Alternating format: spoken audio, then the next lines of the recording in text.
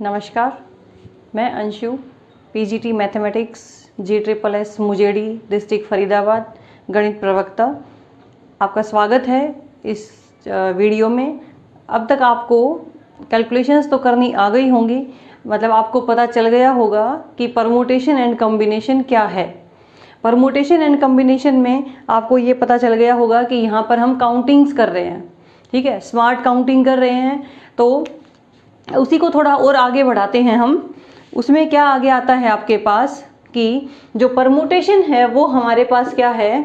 Permutation जो हमारे पास है वो है एक अरेंजमेंट। जो दिए गए जो चीज़ें हैं आपके पास, जो थिंग्स हैं, उनको अगर उनका परमुटेशन होगा उनका अरेंजमेंट, और जो कॉम्बिनेशन है वो हमारे पास बनेगा उनका सिलेक्शन, या फिर उनको ग्रुप में डाल देंगे तो वो क्या बन जाएगी हमारी कॉम्बिनेशन। जैसे उदाहरण के लिए अगर आपके पास दो नंबर हैं A और B, ठीक है, तो A और B के अगर हम बात करें अरेंजमेंट्स की तो इनको कैसे अरेंज कर सकते हैं, AB और BA। तो ये क्या हो गया इसका परमुटेशन, क्योंकि दो तरीके से इसको अरेंज कर सकते हैं। तो ये हुआ हमारा इसका परमुटेशन, अरेंजमेंट्स दो हो गए। और इसका सिलेक्शन अगर ग्रुपिंग में बात करें तो ए बी का एक ही ग्रुप बनता है ए बी वाला, तो वो हमने इसका क्या कर दिया, ये कॉम्बिनेशन। एक और एग्जांपल लेते हैं, 3 नंबर लेते हैं एक बार हम। अगर ए बी सी आपके पास 3 नंबर हैं तो पहले इसके अरेंजमेंट की बात करें तो कैसे हो सकते हैं, देखो दो दो के अगर लें ए बी, बी सी, सी ए, उसके बाद बी ए भी एक हो सकता है, उसके बाद सी बी भी हो सकता है और ए सी भी हो सकता है, ठीक है, दो की बात करें तो।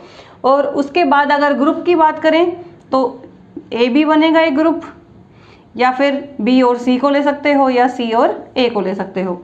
तो उसमें बात होती है हमारी सिलेक्शन की, किन्हीं 2 नंबर को सिलेक्ट करना, तो वो 2 number A B, B C और सी ए हो सकते हैं। लेकिन जब व्यवस्था की बात आती है तो ए बी और बी सी दोनों अलग अलग हो जाते हैं। तो ये हमारा इसमें आ जाता है, किसमें, अरेंजमेंट हो जाता है, वो परमुटेशन हो जाती है। और अगर ग्रुप की और सिलेक्शन की बात करें, किन्हीं 2 नंबर को सिलेक्ट करना है, अगर आपको बोले कि ए बी सी 3 नंबर हैं, इनमें से किन्हीं 2 को सिलेक्ट करना है, मतलब 2 को आपको निकालना है बाहर, ठीक है, तो उसमें हमारे पास क्या आएगा, वहां पर हम यूज करेंगे कॉम्बिनेशन का। और अगर बोले कि इन तीनों नंबर्स को अरेंज करना है, इनको अलग अलग तरीकों से रखना है, तो फिर हम किसकी बात करेंगे, परमुटेशन की। अब तक आपने जो 7.1 एक्सरसाइज की थी उसमें क्या था कि आपने बॉक्सेस बना बना के क्वेश्चन किए थे, ठीक है। तो बॉक्सेस में क्या किया था, देखो कभी 3 नंबर्स आ गए तो 3 बॉक्स बना लिए, 4 आ गए तो हमने 4 बना लिए, 5 भी बना लेंगे। लेकिन अगर उससे ज़्यादा आती है बात 100 की, सपोज 100 की बात आ जाती है कि 100 स्थानों पर इन दी गई चीज़ों को व्यवस्थित करना है आपको, तो हम क्या करेंगे, ठीक है। तो उसके लिए हमें फॉर्मूलाज की जरूरत पड़ेगी। तो अब हम देखते हैं फॉर्मूलाज को। जब हमारे पास ज़्यादा हो जाता है स्थान तो हम बार बार हम बॉक्सेस बनाना हमारे लिए पॉसिबल नहीं रहेगा, जो टाइम कंज्यूमिंग भी रहेगा। तो इसीलिए अब हम किस पे चलेंगे, परमुटेशन एंड कॉम्बिनेशन के कुछ फॉर्मूलाज की तरफ। ध्यान से सुनिएगा, बहुत ही आसान है, कोई खास फॉर्मूला नहीं है, सिर्फ 2 ही हैं जो आपको आसानी से समझ भी आएंगे। फॉर्मूलाज पर आने से पहले एक बार हम एक नई नोटेशन देखते हैं, फैक्टोरियल। फैक्टोरियल क्या है, पहले इसका साइन देखेंगे हम। ये इसका साइन है, एक्सक्लेमेशन साइन आपने इंग्लिश में देखा होगा, मैथ में ये है तो हमारा फैक्टोरियल। अब फैक्टोरियल क्या है, पहले इसको जाने फैक्टोरियल को। जहां भी फैक्टोरियल लगेगा, सपोज मैंने बोला n फैक्टोरियल, n फैक्टोरियल का मतलब है product of first n natural numbers.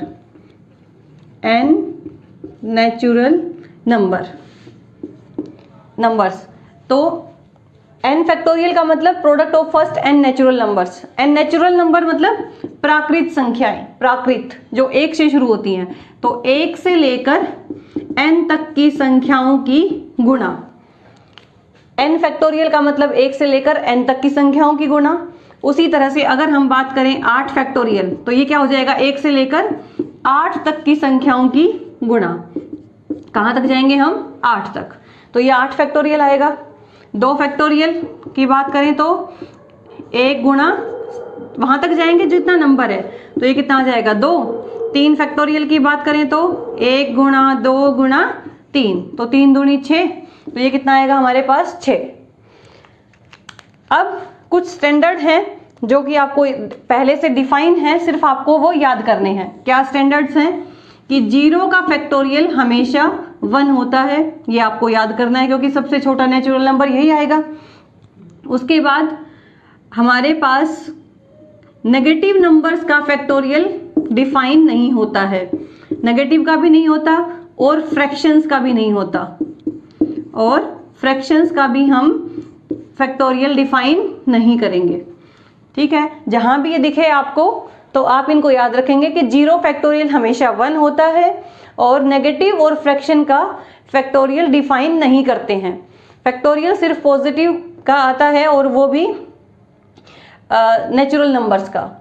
तो अब एक और क्वेश्चन करते हैं, जैसे अगर आपको कहें कि 8 फैक्टोरियल माइनस 7 फैक्टोरियल कितना होगा, ये आप बताइए। तो 8 फैक्टोरियल माइनस 7 फैक्टोरियल ऐसा नहीं है कि आप कहोगे कि फैक्टोरियल को कॉमन निकालो, 8 में से 7 गए तो एक फैक्टोरियल, बिल्कुल गलत, बिल्कुल गलत जवाब। तो हम क्या करेंगे, पहले 8 फैक्टोरियल को लिखो आप। अब इसको ऐसे लिखना शुरू करोगे तो क्या मेरे को ऐसे बताओ कि जब 8 फैक्टोरियल लिखते हैं तो 8 फैक्टोरियल देखो होता है 8 फैक्टोरियल 1 2 3 4 5 6 7 और 8 तक की गुणा होती है।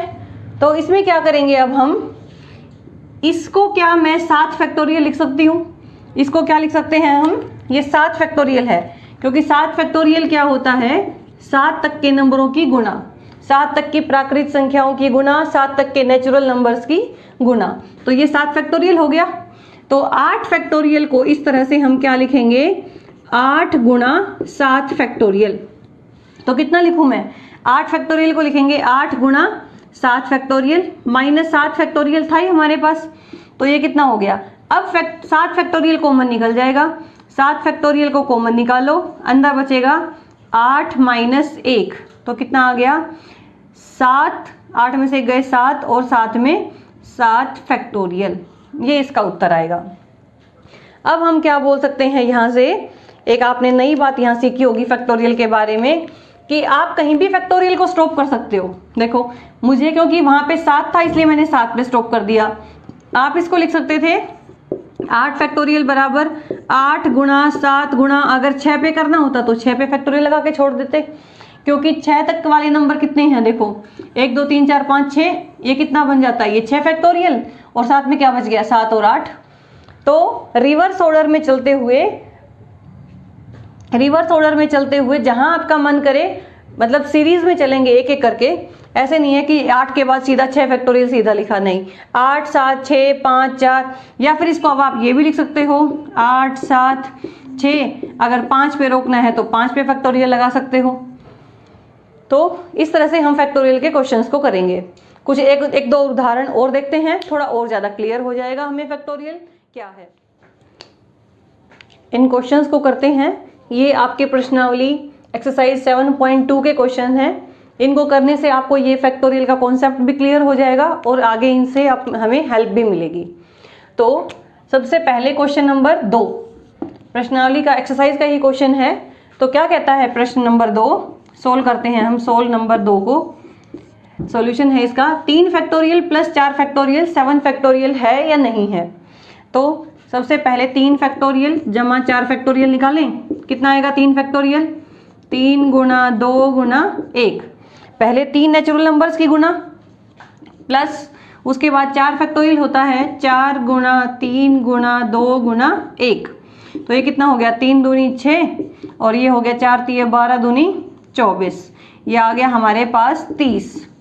अब अगर राइट हैंड साइड की बात करें, ये लेफ्ट हैंड साइड थी, राइट हैंड साइड की बात करें तो राइट हैंड साइड कितनी है हमारे पास 7 फैक्टोरियल।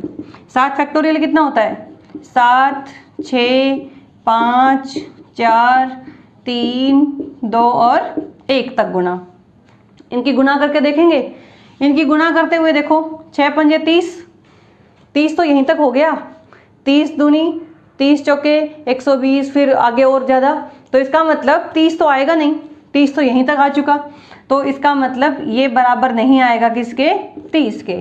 तो इससे क्या सिद्ध हो गया कि लेफ्ट हैंड साइड हमारी राइट हैंड साइड के इक्वल नहीं है, और अगर इक्वल नहीं है इसका मतलब कभी भी 3 फैक्टोरियल और 4 फैक्टोरियल को सीधा ऐसे ऐड नहीं करेंगे हम कि 3 फैक्टोरियल जमा 4 फैक्टोरियल, 4 और 3 7, 7 को फैक्टोरियल लगा दो, ऐसा कभी भी नहीं करेंगे, ये हमारा गलत हो जाएगा। अलग अलग को ही हमें कैलकुलेट करना है। चलो उसके बाद नेक्स्ट क्वेश्चन देखते हैं हम। क्वेश्चन नंबर 3 क्या कहता है, compute 8 factorial by 6 factorial into 2 factorial.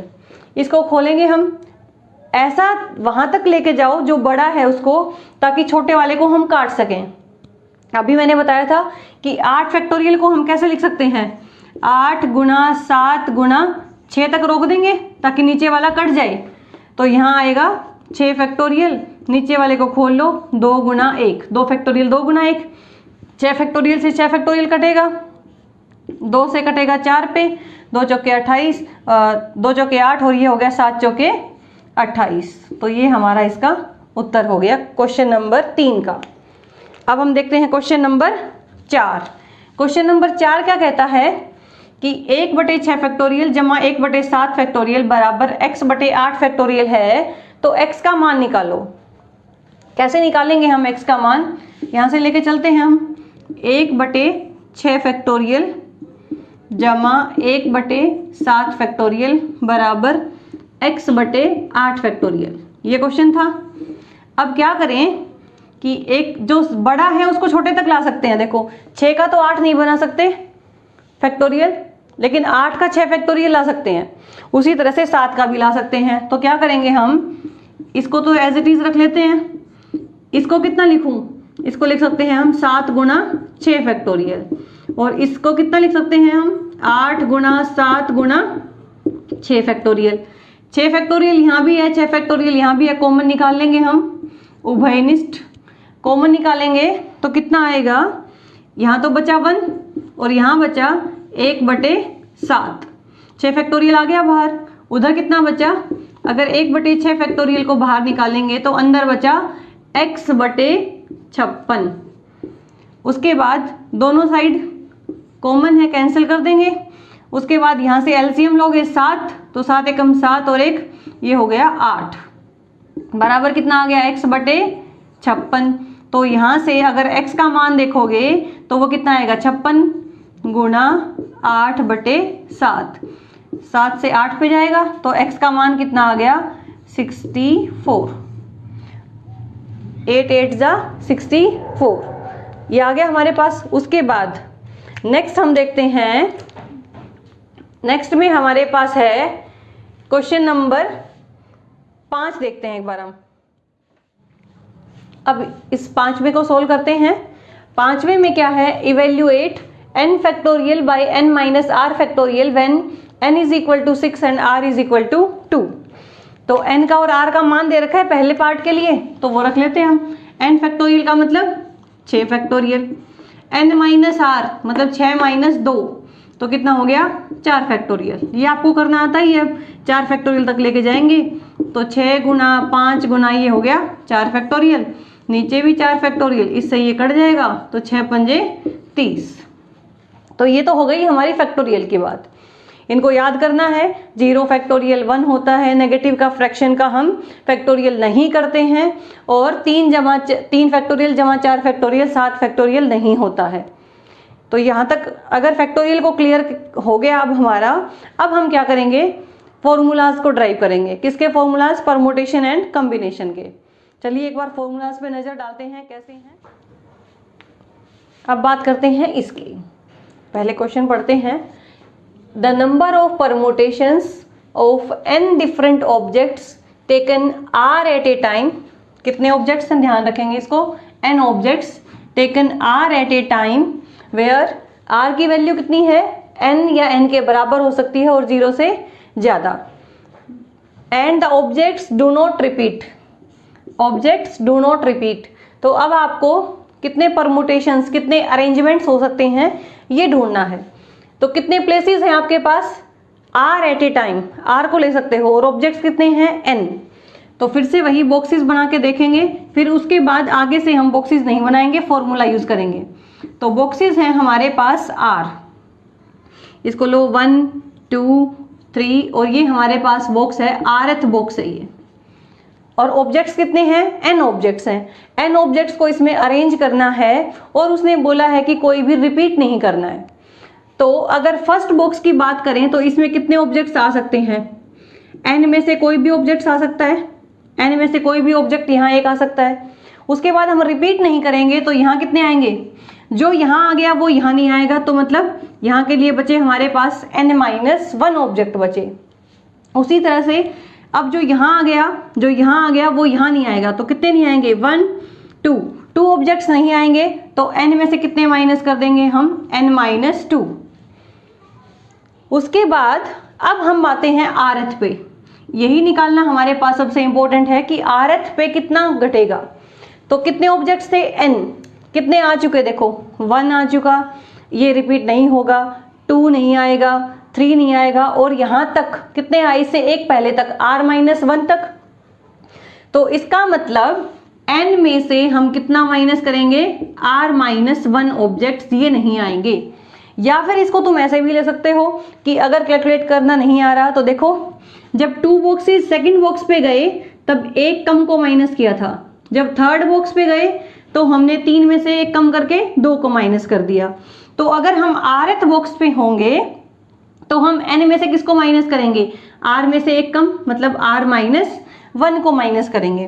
तो ये कितने हो गए हमारे पास, टोटल नंबर ऑफ वेज की अगर बात करें तो कितने आएंगे, n-1, उसके बाद अगला आएगा n-2, और अप टू सोन कहाँ तक जाएंगे हम, n-r, इसको -1 लिखो, ब्रैकेट लगाओ, या फिर इसको माइनस को अंदर लेके जाओगे तो ये हो जाएगा n-r+1, यहाँ तक हम जाएंगे।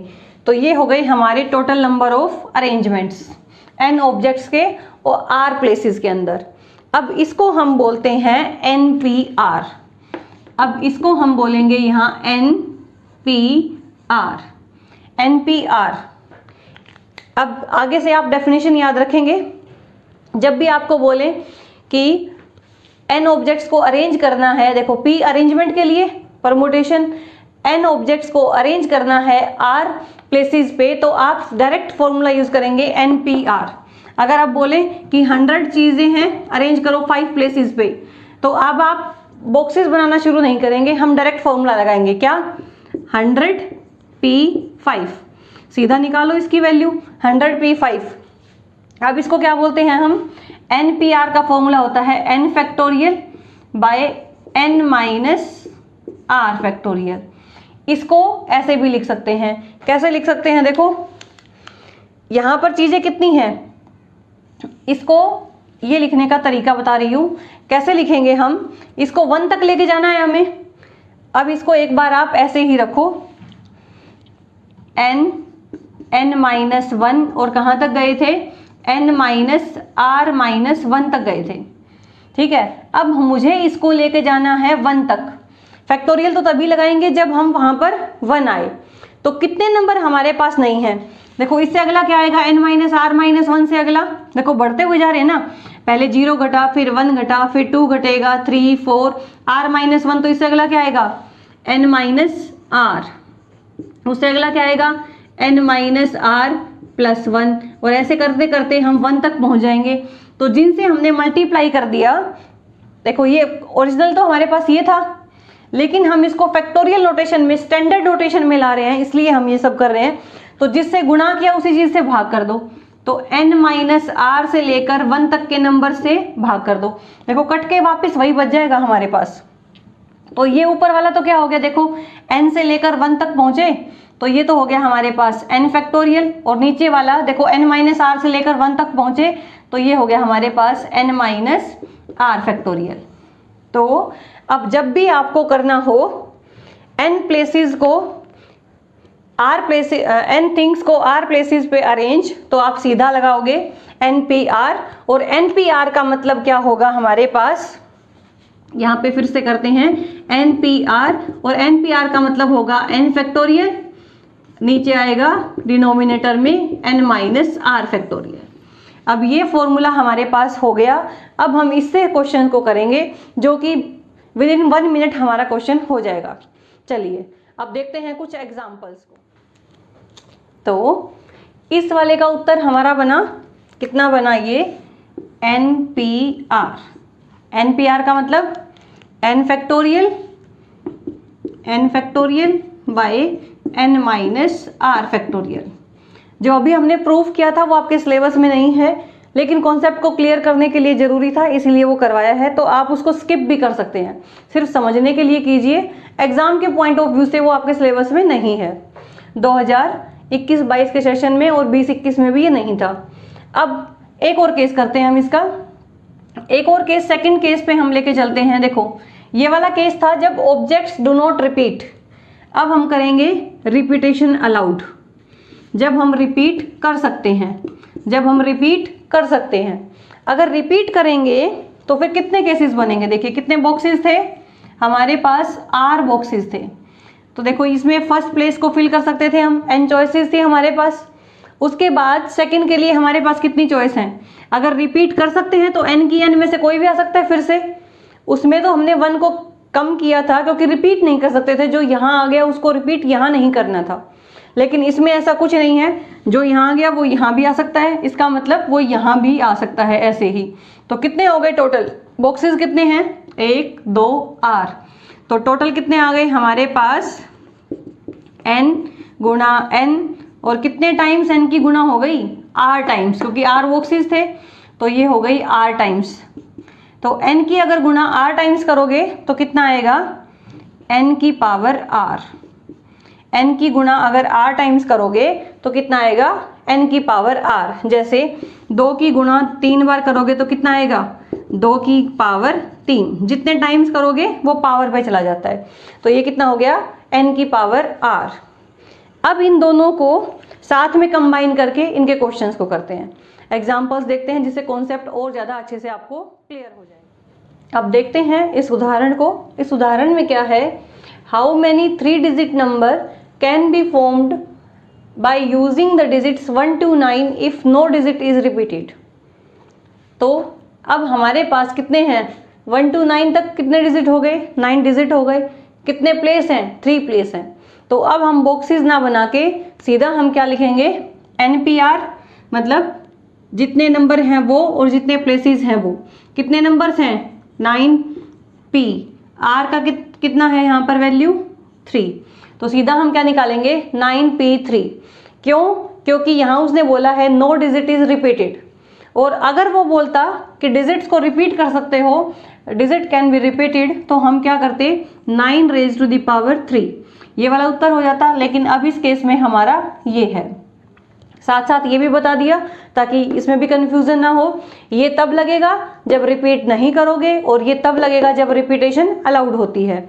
तो अब ये कितना आ गया, 9P3 का मतलब 9 फैक्टोरियल बाय, इसमें से इसको माइनस करते हैं ना, n माइनस आर फैक्टोरियल, तो 9 - 3 6 फैक्टोरियल।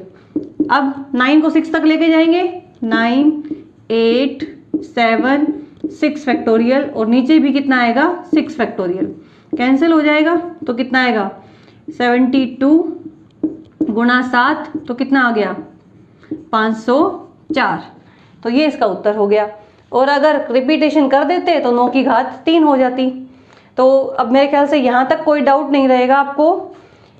अगर n ऑब्जेक्ट्स को अरेंज करना है R प्लेसेस पे, 9 ऑब्जेक्ट्स को अरेंज करना था 3 प्लेसेस पे, देखो उसने पूछा है कितने नंबर मिल सकते हैं यूजिंग दीज डिजिट्स। तो इसका मतलब इनको अरेंज करना है इतने प्लेसेस पे, तो हम किसका यूज करेंगे यहाँ, P का। और P के 2 फॉर्मूले हैं फिर हमारे पास, एक रिपीटेशन का और एक बिना रिपीटेशन वाला। तो अब उसने बोला है कि रिपीट नहीं करना है, तो नहीं करना है तब हम लगाएंगे NPR, और अगर हम रिपीट कर सकते हैं तो हम लगाएंगे n raised to the power R। चलिए अब और देखते हैं आगे 1-2 रिजल्ट्स। अब जो ये थ्योरम हम करने जा रहे हैं ये बहुत ही इम्पोर्टेंट है और इसको आप बारीकी से समझेंगे। बारीकी से मतलब, अब यहाँ देखें आप, when all objects are not distinct, मतलब जो ऑब्जेक्ट्स हैं वो अलग अलग नहीं हैं। पहले वाले जो भी दो रिजल्ट हमने किए थे NPR और n⁻r वाले, वहाँ सारे के सारे ऑब्जेक्ट्स अलग अलग थे, उनको R प्लेस पे फिल करना था आपको, कहीं रिपीटेशन अलाउड थी कहीं नहीं थी। अब लेकिन क्योंकि ऑब्जेक्ट्स अलग अलग नहीं हैं तो इसको आप ध्यान से देखेंगे। थ्योरम क्या कहती है, the number of permutations of n objects where p objects are of same kind then rest all are different. p एक तरह के हैं और बाकी सब अलग हैं। तो अब इसको हम उदाहरण से लेके चलेंगे। उदाहरण के लिए लेते हैं हम रूट,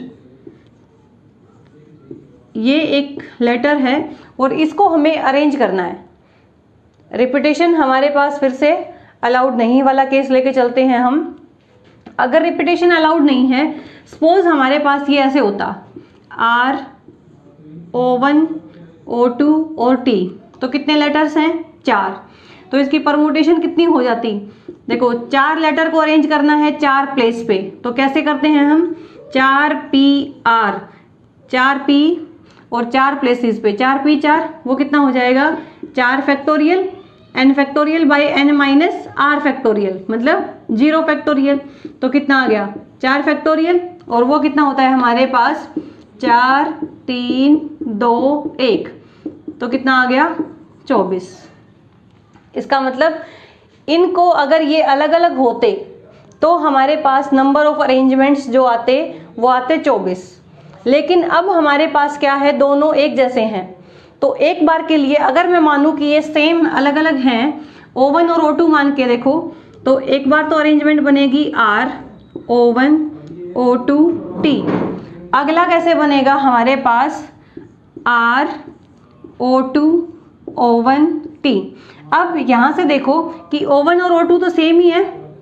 अगर O1, O2 दोनों सेम है तो इसका मतलब ये तो हमने लिखा ROOT, इन दोनों को एक ही माना जाएगा, कोई फर्क नहीं पड़ा।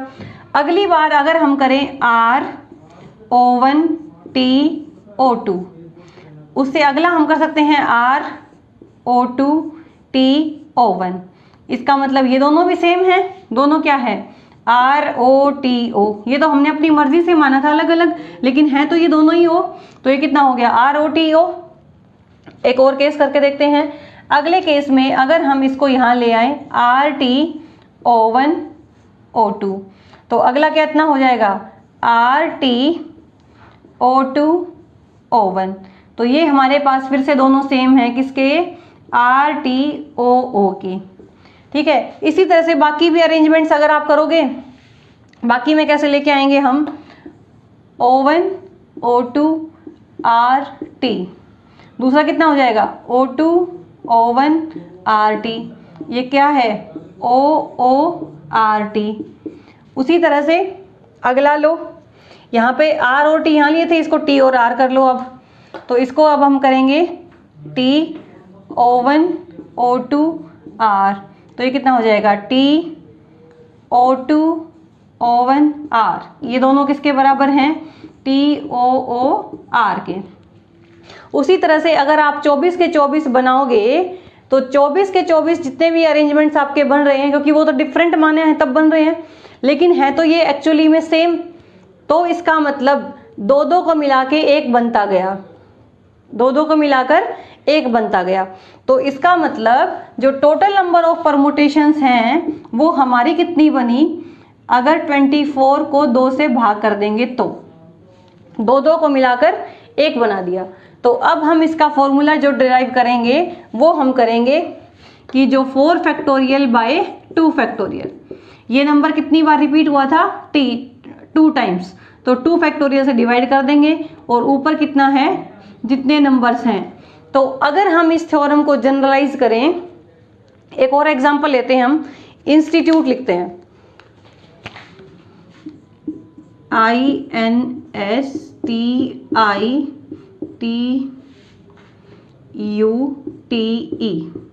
यहाँ कौन कौन रिपीट हो रहा है, देखो I रिपीट हो रहा है 2 बार, T रिपीट हो रहा है देखो 1 बार, 2 बार और 3 बार। तो एक बार तो अगर हम इनको सबको अलग अलग माने, ये हो गया I1, ये हो गया I2, इसको माने T1, T2 और T3, तो देखो T1, T2 और T3 अलग अलग माने तो इनकी खुद की अरेंजमेंट कितनी हो जाती है, तीन फैक्टोरियल, मतलब 3 फैक्टोरियल, एक बार T1 T2 T3 फिर T3 T1 आपको अरेंजमेंट्स करने सिखाए थे ABC को लेकर, तो वैसे ही T1 T2 T3 की हो गई 3 फैक्टोरियल और वो सारी हो गई सेम। इसका मतलब और इनकी हो गई I1 और I2 की 2 फैक्टोरियल, तो वो भी सेम। तो फिर इसका मतलब टोटल अरेंजमेंट्स अब कितनी बनेंगी, टोटल कितने थे 9 फैक्टोरियल। नीचे कितना आएगा, I1 2 बार रिपीट हुआ तो 2 फैक्टोरियल, T1 3 बार हुआ तो 3 फैक्टोरियल, अगर कोई 4 बार होता तो 4 फैक्टोरियल। अब इस रिजल्ट को हम जनरलाइज करते हैं। जनरलाइज कैसे करेंगे, पहले इसको करते हैं। The number of permutations of N objects where P objects are of same kind. अगर P ऑब्जेक्ट सेम काइंड के हैं, यहाँ पर ऑब्जेक्ट्स दो से सेम काइंड के, तो हमने 2 से डिवाइड कर दिया, वहाँ P है तो P से डिवाइड कर देंगे। तो इसका जो आंसर बनेगा वो बनेगा n factorial bye P factorial. ठीक, अब अगर इसको और ज़्यादा जनरलाइज करें तो हम क्या बोलते हैं कि आप निकालिए the number of permutation of n objects where P objects are of 1 kind, Q objects are of 2nd kind and R objects of 3rd kind. अगर ऐसा है तो आप नंबर ऑफ परमुटेशंस बताइए, तो हम सीधा करेंगे n फैक्टोरियल, ये कितने हैं P फैक्टोरियल टाइप के फर्स्ट थे, फिर वो Q फैक्टोरियल और R फैक्टोरियल, जो सेम जितने सेम हैं उतने से हम डिवाइड कर देंगे, तो ये हमारा हो जाएगा। इस तरह से इन क्वेश्चन को करेंगे। अब यहाँ ध्यान रखने के लिए हमारे पास क्या है कि यहाँ ऑब्जेक्ट्स जो हैं हमारे डिस्टिंक्ट नहीं है, कुछ ऑब्जेक्ट सेम चल रहे थे, जैसे यहाँ O सेम हो गया, वहाँ I और T सेम हो गए। तो इन क्वेश्चन को हम अलग तरीके से करेंगे, जहाँ पर ऑब्जेक्ट सब डिफरेंट हैं वहाँ हम NPR और n raised to the power r वाला फॉर्मूला लगाएंगे। तो इसमें कंफ्यूज नहीं होना है कि कहाँ पे कौन सा लगेगा। तो जब सेम ऑब्जेक्ट्स रहेंगे, कुछ ऑब्जेक्ट सेम रहेंगे, कुछ डिफरेंट रहेंगे, तो ये n फैक्टोरियल P फैक्टोरियल ये वाला चलेगा जो अब हमने किया है, और अगर ऑब्जेक्ट सारे के सारे डिफरेंट हैं तो वो पहले वाले फॉर्मूला चलेंगे। अब कुछ एग्जाम्पल लेते हैं। इसके बाद इस क्वेश्चन में अब हमें क्या ढूंढना है, number of permutations of these letters. Letters कौन कौन से हैं, इलाहाबाद के कितने लेटर्स हैं, 1 2 3 4 5 6 7 8 9 लेटर्स। 9 लेटर्स को आपको अरेंज करना है और ये देखना है कि कितने परमुटेशंस पॉसिबल हैं, कितने अरेंजमेंट्स पॉसिबल हैं। तो ये हो गया 9 फैक्टोरियल। कितनी बार कौन सा लेटर रिपीट हुआ, अब आपको दिख रहे हैं ना सेम लेटर्स हैं, अगर सब अलग अलग होते तो 9 फैक्टोरियल सीधा ही हो जाता, 9P9, लेकिन यहाँ पर सेम लेटर नहीं है तो कितनी बार रिपीट हुआ, देखो A 1 बार 2 बार 3 बार और 4 बार, तो नीचे लिखो 4 फैक्टोरियल। L कितनी बार आया, 1 बार और 2 बार, 2 फैक्टोरियल। उसके अलावा तो सब अलग अलग हैं, तो अब इसको सोल्व कर लेंगे तो वो हमारा क्या हो जाएगा, इसका सोल्यूशन हो जाएगा। क्या आपको सॉल्यूशन करना आता है, फैक्टोरियल कैसे करते हैं ये आपको पहले सिखा चुकी हूँ। अब इसी पे बेस्ड कुछ और क्वेश्चंस हम करेंगे जिससे अच्छी प्रैक्टिस हो जाए कि इस लेटर को यहाँ फिक्स कर दो, इसको वहाँ फिक्स कर दो, वो हम अपने नेक्स्ट वीडियो में देखेंगे। इसको तब तक आप इसको ध्यान से कीजिए। नेक्स्ट वीडियो में कुछ और क्वेश्चन करेंगे और कॉम्बिनेशन के क्वेश्चंस को हम करेंगे। अगर आपको ये पसंद आ रहे हैं तो आप इनको बहुत ध्यान से सुनिए। नेक्स्ट वीडियो बहुत जल्दी आएगी, उसमें एक्सरसाइज 7.3 करेंगे। इसके बाद आपको कुछ क्वेश्चन मैंने प्रैक्टिस के लिए दिए हैं, उन्हें आप ज़रूर करके देखिए, उससे आपका अभ्यास भी होगा और आपको कॉन्फिडेंस भी आएगा कि हाँ मुझे जितना आज तक करवाया है वो मुझे सारा आ गया है। ठीक है, इस वीडियो को देखने के लिए आपका बहुत बहुत धन्यवाद।